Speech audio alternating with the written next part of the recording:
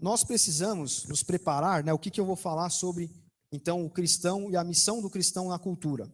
Nós temos, só há uma saída: nos prepararmos para desafiar e modificar a cultura do nosso tempo.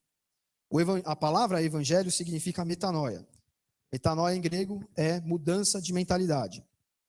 Ou seja, quando nós aceitamos o evangelho, aceitamos uma forma de ver, sentir, agir, viver, que é diferente das demais pessoas. É diferente dessa cultura que é feita, proposta por filósofos que já passaram, por professores de universidade que já passaram, por jornalistas, por até padres e pastores que já passaram, que implementaram na cultura essas ideias ateístas. Por isso, a Bíblia nos deixa diversos textos de ânimo e de coragem. E aqui entra o nosso papel frente à cultura, a nossa missão frente à cultura. Eu vou pedir para projetar Romanos 8, 11. Se o Espírito daquele que dos mortos ressuscitou a Jesus habita em vós, aquele que dos mortos ressuscitou a Cristo também vivificará o vosso corpo mortal, pelo seu Espírito que habita em vós, que habita em vocês, que habita em nós. Né? Como eu falei, eu estou preparando um estudo sobre santificação. A pessoa, quando se converte, o Espírito Santo habita nela. O batismo do Espírito Santo vem após isso. E o que é o batismo do Espírito Santo? É você se engajar da sua missão. É você se engajar do isso só eu posso fazer, porque só eu estou em tal lugar. Isso só eu posso fazer, porque só eu estou na redação de tal jornal. Isso só eu posso fazer, porque só eu estou ali naquela oficina mecânica, atendendo aquelas pessoas que vêm até ali, porque eu sou farmacêutico, eu sou enfermeira, etc. Então, esse enfrentamento cultural é sobre o que nós devemos fazer enquanto cristãos, enquanto pessoas que acreditam em Deus, né? E que carregam consigo esses valores de Deus. E que, quando nós levando a palavra até outras pessoas, levando o evangelho até outras pessoas, essas pessoas passarão a fazer parte desse reino. E automaticamente a cultura desse reino vai fazer parte da cultura delas. Elas vão passar a entender essa metanoia. Elas vão passar a compreender, a ver a cultura do mundo pagã que existe com os olhos que nós vemos. Né? Elas vão passar a pensar como nós pensamos. E aqui eu trato esse desafio como batalha, como conflito, que é justamente isso, é justamente dessa forma que nós precisamos encarar, né? Vamos voltar lá nos vikings de novo. Os vikings, eles iam para guerrear, e os cristãos que estavam ali tinham que guerrear contra os vikings. Hoje nós não temos mais que guerrear com espada, como os cruzados fizeram, para defender a Terra Santa, para defender a invasão muçulmana, islâmica. Mas nós ainda estamos numa batalha que é ainda pior, porque quando eu tenho um inimigo e eu tenho uma espada, eu cato a minha espada aqui e eu vejo como que eu vou fazer. Eu espeto o cara, eu mato ele, né? Porque se eu não matar ele, ele me extermina. E automaticamente, na época, exterminaria, né, os cristãos, etc. Mas hoje, a nossa batalha ela é pior, porque ela é invisível, né? Nós não vemos o inimigo. E como eu já falei até agora há pouco, a cultura ela está na palma da nossa mão, no celular, por exemplo. Está sendo transmitida a nós o tempo todo.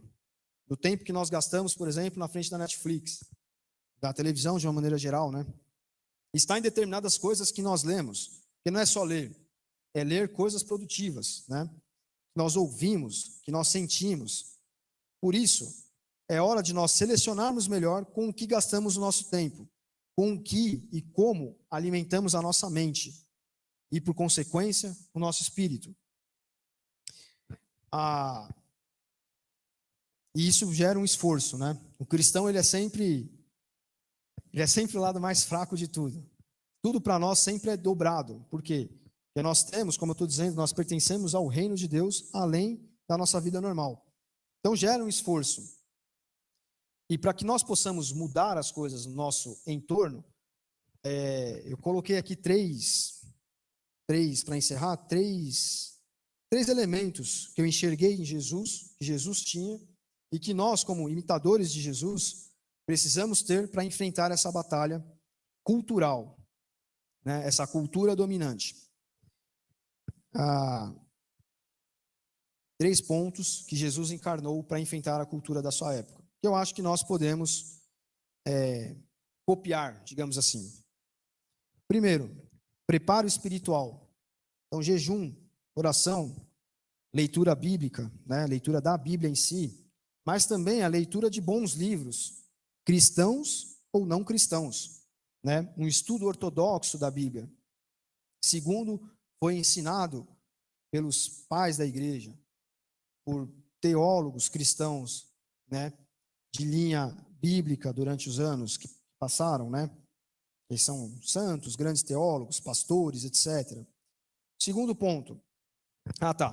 E esse ponto aqui, nós vemos biblicamente Jesus fazer isso. Então, antes de Jesus iniciar seu ministério, Jesus ficou no deserto, jejuou, etc.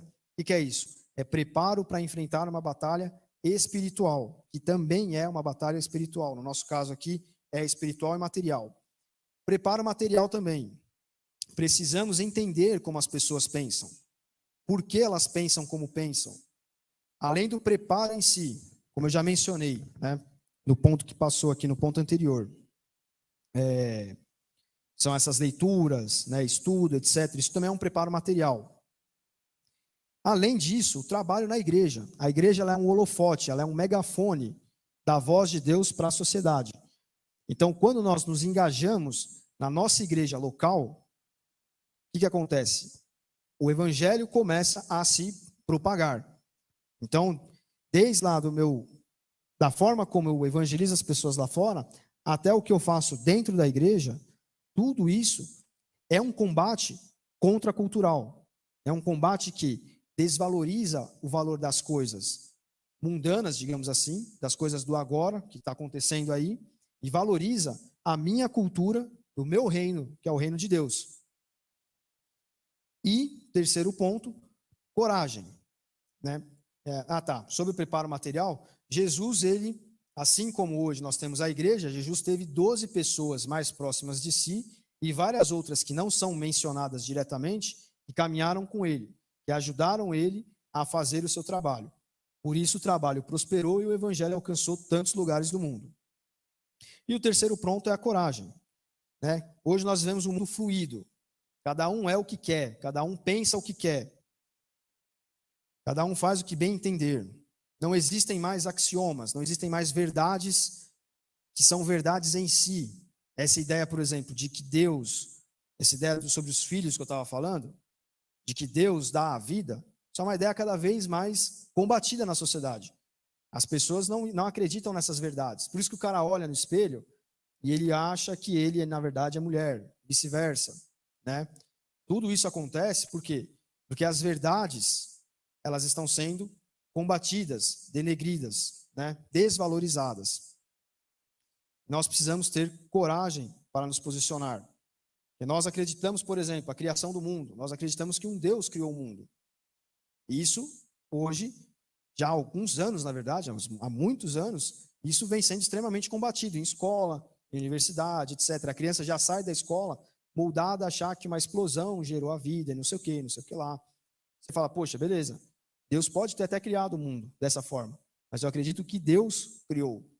Isso não existe mais, isso é uma verdade absoluta, uma verdade em si. Por exemplo, eu estava lendo uma matéria hoje mais cedo sobre um congresso que houve de um movimento político, e um moleque de 12 anos, falava lá, um garoto de 12 anos, falou, eu estou aqui na militância porque eu sonho com um mundo onde as pessoas possam ser o que elas quiserem. Dá uma afirmação assim que a gente não para pensar na gravidade dela. Como assim eu posso ser o que eu quiser? Não dá para eu ser o que eu quiser. Eu não posso, por exemplo, ser uma mulher. Por mais que faça uma transformação toda no corpo físico, visto, meu cromossomo continuará sendo um cromossomo de um ser humano do sexo masculino. Como assim eu posso fazer o que eu quiser? Então quer dizer que se eu arranco uma criança do meu corpo, isso não tem implicação nenhuma? Eu posso ser o que eu quiser? Então perceba como o que nós estamos falando aqui atinge frontalmente valores que nós temos enquanto cristãos, né? Esqueça aqui a fé, né? Fé cristã. Estamos falando de cristãos como um todo. Ontem nós Ontem nós tivemos uma data onde foi lembrado o Dia da Consciência Negra, correto? Por que nós precisamos de um Dia da Consciência Negra, por exemplo? Nós estamos aqui todos reunidos, somos pessoas negras, brancas, homens, mulheres, mestiços. O Brasil é um país de mestiços. Por que eu preciso do Dia do Índio, do Dia da Consciência Negra? E por que eu, cristão, eu vi muitos pastores e cristãos fazendo isso, padres também, por que eu preciso lembrar? Olha, nós precisamos lembrar do Dia da Consciência Negra. Eu vi muita gente fazendo isso, cristãos. Se o Evangelho fala para mim que todos são iguais, pecaram, precisam da graça de Deus, eu não preciso de dia para me igualar, para lembrar. O Evangelho já faz isso por mim. E nós temos, no entanto, nós temos cristãos valorizando uma data feita para manipulação política, muitas vezes. Não só essa, várias outras, né? Enfim, eu estou usando exemplo porque foi o dia de ontem. Então, olha como a cultura, ela influencia as pessoas. As pessoas, inclusive, estão, às vezes, em cima de palcos, de púlpitos, ensinando os outros. Então, o que eu estou querendo dizer é assim, nós vamos precisar de coragem, de força, para enfrentar tudo isso. Porque o Evangelho diz para mim, todos são iguais. Todos pecaram, precisam da graça de Deus. Paulo fala sobre o tratamento do empregado com o empregador. Então, quer dizer que eu não preciso do marxismo para falar isso para mim. Paulo fala. O Evangelho fala para mim. O Evangelho fala para mim que eu tenho que amar o próximo como a mim mesmo. E o que era amar o próximo como a mim mesmo? Amar o próximo como a mim mesmo é não fazer a ele o que eu não quero que seja feito comigo. Então, se amar o próximo é isso, eu não vou discriminar a pessoa pela cor da pele dela. Está me entendendo como que nós não precisamos disso? Porque a nossa cultura, por si só, ela já é a cultura da igualdade. Ela já é a cultura do respeito. No entanto, as pessoas estão pegando essas bandeiras da cultura lá de fora e trazendo para dentro da igreja. Eu não preciso fazer, por exemplo, postagens sobre igualdade entre homem e mulher. Não podemos ser violentos. Nós não podemos mesmo. Porque a Bíblia nos diz, ame o próximo como a si mesmo. Ame sua esposa como Jesus amou a igreja. Respeite seu marido. Enfim, todas as recomendações que são bíblicas. E a sociedade já esteve mais próximo disso do que está hoje. Então, enfim, eu estou falando isso, está sendo gravado, está na internet. Pode ter alguém até discordando de mim, né, lá. Aqui também, enfim, mas estou dizendo assim, isso é um discurso que não é bem aceito. Você vai falar, mas como assim? Porque no Brasil existe uma história racial, não sei o que, não sei o que lá, não sei o que lá. Tá, as questões sociológicas, a gente vai conversar no campo da sociologia, as questões históricas no campo da história. E a gente tem como fazer isso. E tem como fazer isso, inclusive, linkando com a Bíblia. Mas, na questão do Evangelho, o Evangelho diz que todos são iguais. O Evangelho diz que eu devo respeitar o outro, que eu não devo fazer ao outro, que eu não quero que seja feito para mim. O Evangelho diz como eu devo tratar a mulher, como eu devo tratar o homem, como eu tenho que ser pai, como eu tenho que ser enquanto pai, como eu devo ser enquanto filho. O Evangelho diz tudo isso para nós. Então, por que nós precisamos fazer uma postagem sobre o dia A ou o dia B? Novamente, eu quero frisar que eu estou falando sobre o Dia da Consciência Negra, porque foi ontem, por coincidência. A gente nem separou o tema por conta disso.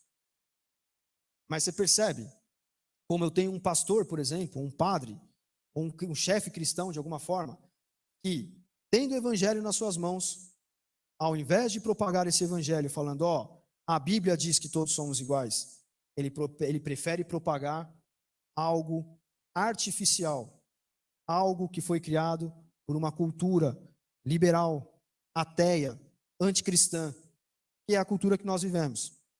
Uma cultura sem Deus, uma cultura que coloca os ídolos como sendo dinheiro, coloca o ídolo lá através do TikTok,